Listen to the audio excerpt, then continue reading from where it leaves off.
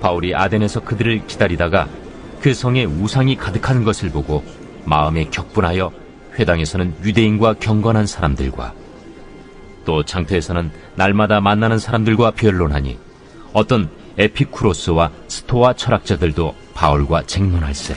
이 말쟁이가 무슨 말을 하고자 하느냐? 이방신들을 전하는 사람인가 보다. 이는 바울이 예수와 부활을 전하기 때문이러라. 그를 붙들어 아레오바구로 가며 말하기를, 내가 말하는 이 새로운 가르침이 무엇인지 우리가 알 수 있겠느냐? 내가 어떤 이상한 것을 우리 귀에 들려주니 그 무슨 뜻인지 알고자 하노라. 하니 모든 아덴 사람과 거기서 나그네 된 외국인들이 가장 새로운 것을 말하고 듣는 것 이외에는 달리 시간을 쓰지 않음이더라. 바울이 아레오바구 가운데 서서 말하되, 아덴 사람들아, 너희를 보니 범사에 종교심이 많도다. 내가 두루 다니며 너희가 위하는 것들을 보다가 알지 못하는 신에게라고 새긴 단도 보았으니, 그런즉 너희가 알지 못하고 위하는 그것을 내가 너희에게 알게 하리라. 우주와 그 가운데 있는 만물을 지으신 하나님께서는 천지의 주제시니 손으로 지은 전에 계시지 아니하시고, 또 무엇이 부족한 것처럼 사람의 손으로 섬김을 받으시는 것이 아니니, 이는 만민에게 생명과 호흡과 만물을 친히 주시는 이심이라. 인류의 모든 족속을 한 혈통으로 만드사 온 땅에 살게 하시고 그들의 연대를 정하시며 거주의 경계를 한정하셨으니, 이는 사람으로 혹 하나님을 더듬어 찾아 발견하게 하려 하심이로되, 그는 우리 각 사람에게서 멀리 계시지 아니하도다. 우리가 그를 힘입어 살며 기동하며 존재하느니라. 너희 시인 중 어떤 사람들의 말과 같이 우리가 그의 소생이라 하니, 이와 같이 하나님의 소생이 되었은즉 하나님을 금이나 은이나 돌에다 사람의 기술과 고안으로 새긴 것들과 같이 여길 것이 아니니라. 알지 못하던 시대에는 하나님이 간과하셨거니와 이제는 어디든지 사람에게 다 명하사 회개하라 하셨으니, 이는 정하신 사람으로 하여금 천하를 공의로 심판할 날을 작정하시고 이에 그를 죽은 자 가운데서 다시 살리신 것으로 모든 사람에게 믿을 만한 증거를 주셨음이니라. 그들이 죽은 자의 부활을 듣고 어떤 사람은 조롱도 하고 어떤 사람은 이 일에 대하여 내 말을 다시 듣겠다. 이에 바울이 그들 가운데서 떠나매 몇 사람이 그를 가까이하여 믿으니, 그 중에는 아레오바구 관리 디오누시우와 다말이라 하는 여자와 또 다른 사람들도 있었더라. 여러분 반갑습니다. 오늘도 큐티로 여는 기막힌 하루입니다. 본 말씀 사도행전 17장 16절부터 34절의 말씀입니다. 자, 오늘 바울은 아덴에서 주의 복음을 전하고 있습니다. 오늘도 이 주어진 말씀을 통해 우리에게 주시는 성령의 음성에 우리가 다 같이 귀를 기울이시기 바랍니다. 자, 방금 전에 말씀드린 것처럼 바울은 오늘 아덴에 도착했습니다. 그리고 그곳에서 다시금 복음을 전하게 되었습니다. 이 아덴은 오늘날 우리가 아테네라고 부르는 바로 그 도시입니다. 아테네는 위대한 철학자 소크라테스, 플라톤, 아리스토텔레스의 본거지였습니다. 비록 바울의 때에는 이 아테네의 전성기를 잃어버린 때였지만 여전히 그들의 작품과 사상, 예술은 바울의 시대에도 많은 사람들에게 지대한 영향을 미치고 있었습니다. 자, 그런데 그렇게 대단한 도시인 아덴에 도착한 바울의 감정은 16절에 이렇게 기록되어 있습니다. 바울이 아덴에서 그들을 기다리다가 그 성에 우상이 가득한 것을 보고 마음에 격분하여 그랬습니다. 여러분, 오늘 바울이 이 아덴을 보고 마음에 품었다는 이 격분의 감정에 우리가 주목해야 합니다. 바울이 아덴에 가서 보게 된 것은 그 성에 가득한 우상들이었습니다. 그냥 우상이 있는 정도가 아니었습니다. 우상이 가득했다는 것입니다. 이 아덴에는 당시에 기둥만 무려 104개로 이루어진 거대한 제우스 신전이 자리 잡고 있었습니다.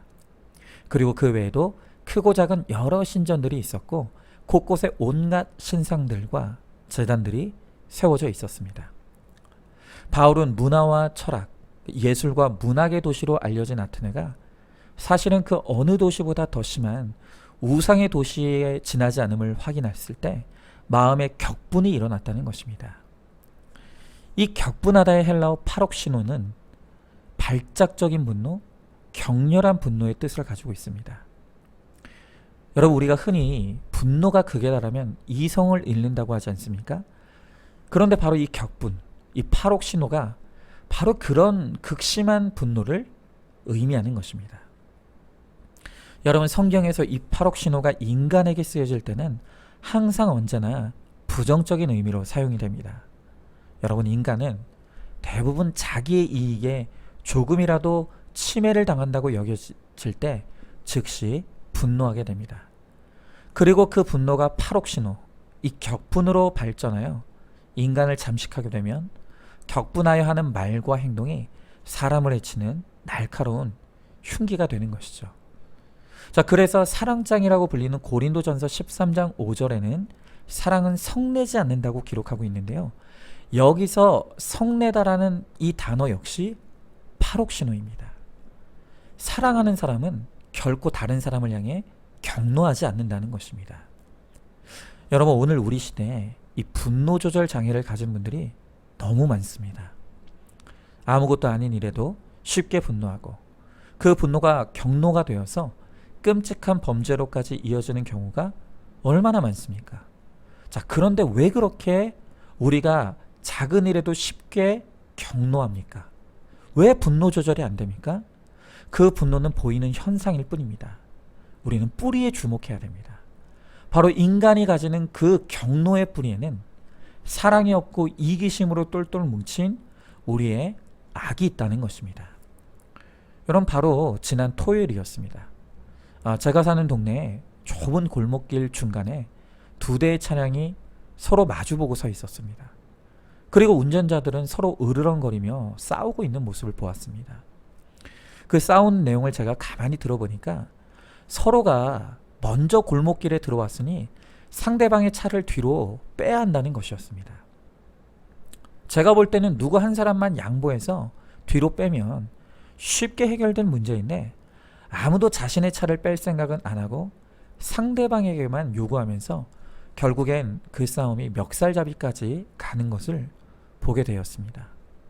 여러분, 이렇게 우리는 무슨 대단한 이유로 성내는 것이 아닙니다. 조금이라도 내가 손해보고 내가 피해를 당한다고 생각하면 그것을 견디지를 못하고 격노하는 것입니다. 이렇게 우리의 분노의 뿌리에 우리의 이기심의 악과 죄가 있다는 것을 우리는 인정해야 합니다. 자, 그런데 오늘 바울이 느끼는 이 격분은 인간의 이기심으로 비롯된 악한 감정이 아니었습니다. 자, 한글 성경에는 바울이 마음에 격분하였다라고 단순하게 번역되어 있지만 헬라어 원문을 보면 바울의 속에 있는 그의 영이 격분했다라고 기록되어 있습니다. 즉, 이 분노의 주체가 바울이 아닌 바울의 영이었다는 것입니다. 오늘 이 바울의 격분은 인간적이거나 육체적인 격분이 아니었습니다. 그의 격분은 영적인 격분이었습니다. 다시 말해 바울과 함께 계시는 성령님이 느끼는 의로운 격분이었던 것입니다. 여러분, 성경에는 이 하나님의 신적 파록시노가 여러 차례 등장합니다. 그런데 하나님이 격분하시는 대부분의 경우를 보면 그것은 우상에 대해 느끼는 감정임을 우리는 목격할 수 있습니다. 그 대표적인 성경 구절이 시편 106편 28절부터 29절의 말씀입니다. 거기에 이렇게 기록되어 있습니다. 그들이 또 부올의 바알과 연합하여 죽은 자에게 제사한 음식을 먹어서 그 행위로 주를 격노하게 함으로써 재앙들이 그들 중에 크게 유행하였도다 그랬습니다. 자, 출애굽한 이스라엘 백성들이 모압 여인들과 음행을 저지르면서 그들의 우상인 바알부올을 숭배하게 됩니다. 그런데 그것을 보고 하나님께서 격노하셨다는 것입니다. 그런데 바로 여기서 이 격노의 단어가 파록시노입니다. 그러니까 바울이 아덴에 가득한 우상을 보면서 느낀 격분은 그저 인간적이고 육체적인 감정이 아니라 바울 속에 임재해 계시는 성령 하나님이 느끼시는 감정을 바울이 공유했던 것입니다. 여러분, 왜 하나님의 격분은 의로운 것입니까? 인간의 격분은 언제나 파괴하고 죽이는 결과를 불러옵니다. 그러나 하나님의 격분하심은 잘못된 것을 바로잡고 죽음이 아닌 생명을 일으키는 원천이 되기 때문입니다. 자, 여러분, 예수님을 한번 생각해 보십시오. 예수님께서 예루살렘 성전에 들어가셨을 때 거룩해야 될 하나님의 성전이 돈을 우상으로 섬기는 종교 장사꾼들에 의해 강도의 소굴로 전락해 있는 것을 보게 되었습니다. 그래서 예수님께서 어떻게 하셨습니까? 돈을 우상으로 섬기는 종교 장사꾼들의 악행을 사랑으로 용서해 주시고 그들의 허물을 덮어주셨습니까? 아니죠.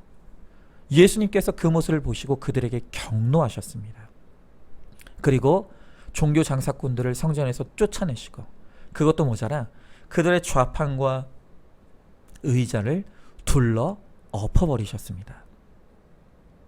여러분, 이렇게 예수님께서는 어떤 우상이든 우상을 섬기는 사람들에 대해 경노하십니다. 여러분, 하나님의 자녀가 어떤 우상이든 그 우상을 섬긴다는 것은 하나님께서 주신 단 한 번의 기회밖에 없는 생명, 천하보다 귀한 자기 생명을 갉아먹는 어리석은 짓이기 때문입니다. 그러나 예수님이 경노하여 둘러 엎으신 목적이 무엇이었습니까? 파괴하고 죽이기 위함입니까? 아닙니다. 그것은 잘못된 것을 바로잡고자 하는 것이었습니다. 우상을 파괴하여 우리를 죽음에서 생명으로 옮기시고자 하는 것이 바로 예수님의 팔옥신호, 이 경노의 목적이었다는 것입니다. 자, 여러분, 그렇다면 이제 우리를 생각해 볼 차례입니다. 예수님이 우리에게 임하시면 우리가 하나님의 성전이 됩니다. 하나님께서 우리를 거룩하게 하셔서 우리 안에 영의 성전을 지으시고 우리와 영원토록 함께 거하시길 원하십니다. 자, 그런데 하나님의 성전터인 내 안에 온갖 더럽고 악한 우상들이 가득 세워져 있습니다. 돈 우상, 가족 우상, 성공 우상, 쾌락의 우상, 건강의 우상. 이렇게 우리 안에 가득한 우상들을 내가 스스로 둘러엎지 못하니 할 수 없이 주님이 경노하심으로 들러엎으시는 것입니다. 그러므로 우리가 기막힌 일을 당했다면 나 대신 주님이 둘러엎으셨음을 인정하고 감사해야 합니다. 여러분, 지금 여러분들에게 어떤 둘러엎어지는 사건이 찾아왔습니까? 내가 그렇게 피땀 흘려 모아들인 돈이 둘러엎어졌습니까? 매일 좋다는 약은 한 주먹씩 털어넣으며 챙기던 건강이 암으로 둘러엎어졌습니까? 아니면 나만 사랑한다고 하던 그 배우자가 바람을 피움으로 둘러엎어졌습니까? 자식이 가출로 둘러엎어지진 않았습니까? 여러분, 이런 둘러엎어지는 사건 앞에서 우리는 나를 향한 하나님의 거룩한 팔옥신호, 이 격분하심을 깨달아야 합니다. 내가 내 안에 우상을 깨닫지 못하고 그 우상들을 세우고 그 앞에 절하고 있으니 하나님께서 나 대신에 둘러엎어 주신 것입니다. 여러분, 그러나 하나님의 격분은 파괴하고 죽이는 것이 목적이 아니라고 했습니다. 그 둘러엎으시는 사건을 통해 우리의 우상을 깨트리시고 주님만 섬기는 하나님의 백성과 자녀 되게 하셔서 우리를 거룩과 구원으로 인도해 가시는 것임을 우리는 깨달아야 합니다. 여러분, 저도 한평생을 성도와 목회자라는 이름으로 살아왔습니다. 그렇지만 사실 제 속 안에는 우상이 가득 차 있었습니다. 인정과 칭찬의 우상, 또 성공과 야망의 우상을 높이 세우고 그 앞에 절하고 섬기며 저는 그렇게 살아왔습니다. 여러분, 그런 저를 하나님이 바라보실 때 얼마나 격분이 되셨겠습니까? 그래서 마침내 하나님께서 저를 둘러엎으시는 사건을 허락하셨습니다. 저는 제가 우리 안산중앙교회로 돌아올 때 모교회로 돌아오는 저를 모든 성도님들이 환영해 줄 줄 알았습니다. 또 칭찬하고 인정해 줄 줄 알았습니다. 그러나 하나님은 성도들의 마음을 둘러엎으셨습니다. 그래서 인정과 칭찬은커녕 철저하게 미움당하고 따돌림당하게 만드셨습니다. 그렇게 하나님의 둘러 엎으시는 사건을 통해 제 속에 세워진 가득한 우상들이 하나하나 깨어지고 치워지기 시작한 것입니다. 그렇게 저의 육의 성전이 무너지는 만큼 영의 성전이 재건되고 건축되었습니다. 그래서 이제는 인생의 목적이 행복이 아닌 거룩이 되고 저의 영광이 아닌 하나님의 영광을 추구하는 그러한 인생으로 변화되는 축복을 얻게 되었습니다. 여러분 생각해 보십시오. 만약 이렇게 우상을 가득하게 세워놓고 우상 앞에 절하는 제 인생에 하나님의 팔옥신호, 이 경로가 없었다면, 그래서 제 인생을 둘러 엎으시지 않았다면 여러분 과연 제가 어떻게 되었겠습니까? 아마도 나도 속고 남도 속이는 가짜 믿음으로 목회하다가 그렇게 지옥에 떨어지는 인생이 되었을 것입니다. 그래서 저는 저를 향한 하나님의 격분하심이 최고의 사랑이고 둘러 엎으시는 사건이 축복의 사건임을 확실히 믿고 그렇게 고백합니다. 여러분, 우리가 말씀으로 내 죄를 보고 회개한다는 것은 지금 내 안에 얼마나 많은 우상이 세워져 있는지를 보게 되는 것입니다. 그리고 그 우상들을 회개하고 스스로 격분하여 깨트림으로 둘러 엎는 것입니다. 여러분, 지금 내가 둘러 엎어야 될 내 안에 가득한 그 우상이 무엇입니까? 하나님보다 더 사랑하고 하나님보다 더 신뢰하고 내가 하나님보다 더 소중히 여기는 바로 그것이 나의 우상인 것을 말씀으로 인정하고 회개하며 깨트리는 적용과 순종을 이루어 가시기 바랍니다.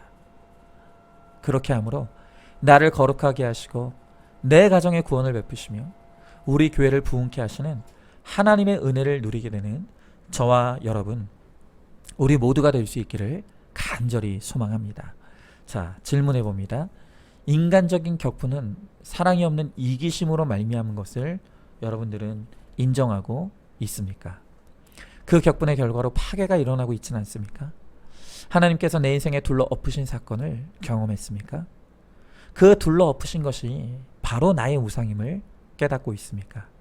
말씀으로 내 안에 가득한 우상을 깨닫고 스스로 격분하여 둘러 엎음으로 거룩과 구원의 아름다운 열매를 맺어 가시기를 바랍니다. 자, 오늘도 8월 16일 보석상자입니다. 태산에는 안 넘어지는데 돌부리에 넘어지는 것이 있습니다. 모든 것이 마음에 달렸습니다. 누군가를 미워하면 우리 안에 독이 쌓입니다. 아멘. 오늘도 큐티로 기막힌 하루를 살아내는 하늘가족 공동체 우리 모든 성도님 되시기를 주님의 이름으로 축복합니다.